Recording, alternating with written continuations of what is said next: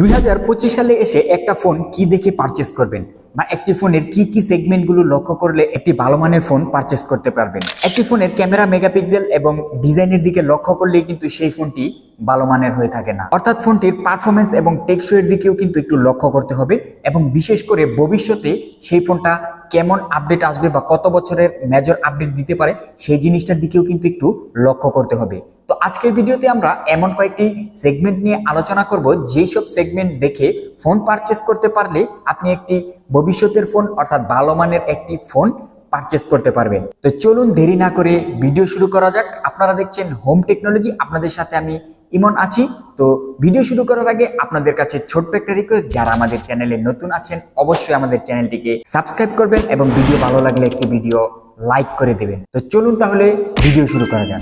তো একটি ভালো মানের ফোন পারচেজ করার শুরুতেই যে বিষয়টা আছে বা যে ধাপটা আসে সেটা হচ্ছে সেটার পারফরমেন্স, অর্থাৎ সিপিইউ এবং স্টোরেজ।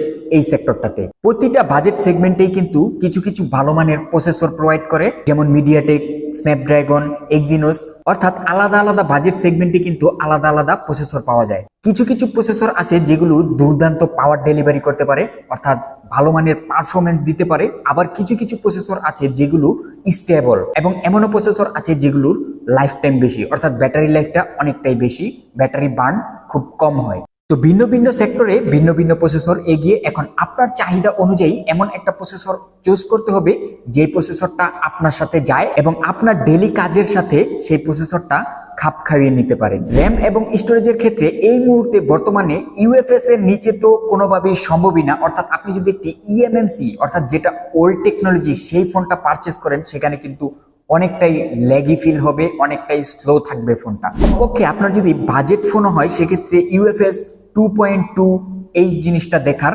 অবশ্যই চেষ্টা করবেন এবং কমপক্ষে 6GB 128GB ওয়ালা ফোন পারচেস করার চেষ্টা করবেন। কেননা 4GB 64GB এই ফোনটি কিন্তু এখন আর কোনোভাবেই সামনে আগানো যায় না, অর্থাৎ এখনকার যেই সফটওয়্যারগুলো আছে এত ভারী ভারী সফটওয়্যার যেগুলো দিয়ে আপনি এই 464 ফোন চালানো খুবই কষ্টকর, এবং র্যাম হিসেবেও কিন্তু একটা লেটেস্ট র্যাম দেখে পারচেস করার চেষ্টা করবেন। এরপরে যে বিষয়টা আছে সেটা হচ্ছে ক্যামেরাতে কিন্তু শুধুমাত্র মেগাপিক্সেল দিয়ে ভরে দিলে সেই ফোনটার ক্যামেরা দুর্দান্ত হয়ে যায় না। সেই ক্যামেরাটাতে দেখতে হবে কেমন এআই এর সাপোর্ট দিচ্ছে, কেমন সাপোর্ট দিচ্ছে নাইট ফটোগ্রাফিতে, পোর্ট্রেট ফটোগ্রাফিতে, ভিডিও কোয়ালিটিতে। ভিডিওটা কি 4K তে করা যাচ্ছে না 8K তে করা যাচ্ছে, এবং এর FPS এর উপর। এটা সেক্টরেই কিন্তু আলাদা আলাদাভাবে ভিন্ন ভিন্ন কোম্পানি ভিন্ন ভিন্ন ফোন তৈরি করার চেষ্টা করে, সেখান থেকেই কিন্তু আপনাকে একটা খুঁজে নিতে হবে কোনটা আপনার জন্য বেস্ট। এখন আসি ডিসপ্লের ক্ষেত্রে কিন্তু এখন একটু দ্বিধাদ্বন্দ্ব পরেই যেতে হয়, কারণ যে মিড রেঞ্জ থেকে শুরু করে ফ্ল্যাগশিপ ফোনগুলো আছে এখানে ডিসপ্লে মানেই অ্যামোলেড, ওলেড কিংবা পিওলেড, কিউওলেড এইসব ডিসপ্লে কিন্তু অহরহই গ্রিন স্ক্রিন পড়ে যাচ্ছে। তো ফোনগুলো কেনার পূর্বে অবশ্যই এর গ্যারান্টি এবং ওয়ারেন্টি এর দিকে নজর দিয়ে ফোন কিনবেন, এবং ফোনটাতে যেন অ্যামোলেড কিংবা সুপার অ্যামোলেড ডিসপ্লে থাকে সেইটা একটু নিশ্চিত হয়ে নেবেন। যেহেতু আমরা অনেকেই আছি যেখানে বাজেট ফোনগুলো কিনি, সেক্ষেত্রে বাজেট ফোনের দিকে কিন্তু তেমন একটা গ্রিন লাইন পড়ে না। যেগুলো হাই কোয়ালিটি অর্থাৎ হাই এন্ডের ফোন সেই সব ফোনগুলোতে গ্রিন লাইন হয়ে থাকে। তো সেটা আলাদা বিষয়, সেটা নিয়ে আজকে আর আলোচনা করলাম না। গ্রিন লাইন নিয়ে যদি আপনাদের কোনো কোয়েশ্চেন থাকে সেক্ষেত্রে আমাদের কমেন্টে কমেন্ট করতে পারেন। এই নিয়ে কিন্তু অলরেডি আমাদের চ্যানেলে ভিডিও আছে, আপনারা চাইলে দেখে নিতে পারেন। আমি ডিসক্রিপশনে লিংক দিয়ে দিচ্ছি, অথবা এখান থেকে আই বাটনে দেখে নিতে পারেন। এবং আরো একটা বিষয় যেটা হচ্ছে ডিসপ্লে রিফ্রেশ রেট, অর্থাৎ কমপক্ষে যেন 120 হার্জের রিফ্রেশ রেট হয় এবং নিট ব্রাইটনেসটা যেন 1500 হয়। এখন কিন্তু বেশ কিছু ব্র্যান্ডই আরো এর চাইতে বেশি প্রোভাইড করে, কিন্তু আমি এখানে সর্বনিম্নটা বললাম যেন 1500 নিট পিক ব্রাইটনেসটা হয়ে থাকে এবং রিফ্রেশ রেটটা যেন সর্বনিম্ন 120 হার্জের হয়। সেক্ষেত্রে আপনি ডিসপ্লেটা চালিয়ে সেই ফোনটা চালিয়ে মজা পাবেন। এবং ডিসপ্লে প্রোটেকশন হিসেবে যেন সর্বনিম্ন কর্নিং গরিলা গ্লাস ভিক্টাস 2 এর সাপোর্টটা থাকে, এবং IP68 এবং 69 এই জিনিসটা পাওয়া যায়, সেটা দেখে ফোনটা পারচেস করবেন। এখন আসি ব্যাটারি সেক্টরে। এখন কিন্তু অহরহই 5000, 6000, 7000, 8000 মিলিঅ্যাম্পিয়ারের ব্যাটারি ব্যবহার করছে, কারণ আমরা জানি বাজারে কিন্তু চলে এসেছে সিলিকন কার্বন এই টেকনোলজিটাকে কাজে লাগিয়ে কিন্তু খুব পাতলা পাতলা চিকন চিকন ফোনেও কিন্তু দুর্দান্ত ব্যাটারি ব্যাকআপ দিচ্ছে 7,000 8,000। কিন্তু আজকে আমরা সে বিষয়ে আলোচনা করব না, আমরা বলবো সর্বনিম্ন যেন 5000 মিলি অ্যাম্পিয়ারের ব্যাটারিওয়ালা একটা ফোন আপনি পারচেস করতে পারেন। এবং ব্যাটারি সেক্টরের সাথে কিন্তু যেহেতু চার্জিং এর অপশনটা, সেক্ষেত্রে অবশ্যই সেখানে যেন 33 থেকে 45 ওয়াটের একটা ফাস্ট চার্জিং ব্যবহার করা হয়, সেই রকম একটা ফোন পারচেস করার চেষ্টা করবেন, তাহলে অবশ্যই আপনার জন্য অনেক সুইটেবল হবে। এবং সবচাইতে গুরুত্বপূর্ণ যে বিষয়টা সেটা হচ্ছে ওএস ভার্সন, অর্থাৎ অপারেটিং সিস্টেম।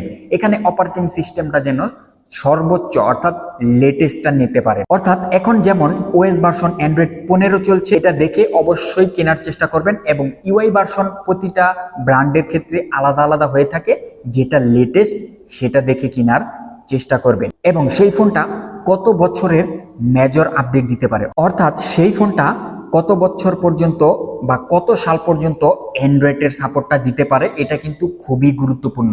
যখন অ্যান্ড্রয়েড ভার্সনগুলো পুরনো হয়ে যায়, সেক্ষেত্রে কিন্তু আপনার ফোনের যে অ্যাপসগুলো আছে সেগুলো কিন্তু ক্র্যাশ করতে থাকবে, কারণ এই অ্যাপগুলো প্রতিনিয়তই কিন্তু আপডেট করা হয়। লেটেস্ট যে অ্যান্ড্রয়েড ভার্সনটা রিলিজ হয় সেটার সাথে কিন্তু সেই অ্যাপসগুলোকে খাপ খাওয়ানোর জন্য প্রতিনিয়ত আপডেট করা হয়। সেক্ষেত্রে কিন্তু যে পুরনো ভার্সনগুলো থাকে, সেক্ষেত্রে কিন্তু অনেক ক্ষেত্রেই দেখবেন আপনি unfortunately apps has been stopped, automatic app থেকে আপনাকে বের করে দিচ্ছে, এইরকম সমস্যা হয়ে থাকে। তাই অবশ্যই অ্যান্ড্রয়েড ভার্সনটা যেন লেটেস্ট ভার্সন হয় এবং কত বছর পর্যন্ত আপডেট দিতে পারে এই জিনিসটা দেখে তারপরে ফোন কেনার চেষ্টা করবেন। তো এই সব বিষয়গুলো দেখে যদি আপনি একটা ফোন পারচেস করতে পারেন, সেক্ষেত্রে সেই ফোনটাকে 1 বছর 2 বছর 3 বছর কিংবা 4 বছর ইউজ করতে পারবেন। আমরা যারা বাজেট ফোন পারচেস করি, লাইক 15,000 20,000 কিংবা 30,000 টাকা দামের ফোন, আমরা কিন্তু একটা ফোন দীর্ঘদিন ইউজ করার ক্ষেত্রেই কিনে থাকি।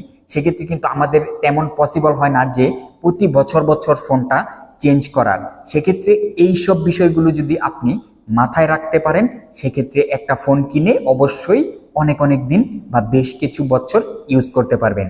তো কেমন লাগলো আজকের তথ্যটা অবশ্যই কমেন্টে জানিয়ে দেবেন। ভিডিও ভালো লাগলে একটি লাইক কমেন্ট শেয়ার এবং চ্যানেলে নতুন হলে অবশ্যই আমাদের চ্যানেলে সাবস্ক্রাইব করে পাশে আসা বেল আইকনটিকে অন করে দেবেন, এই রকম গুরুত্বপূর্ণ টেক রিলেটেড ভিডিও সবার আগে পাওয়ার জন্য। ধন্যবাদ সবাইকে, ভালো থাকুন, সুস্থ থাকুন, আল্লাহ হাফেজ।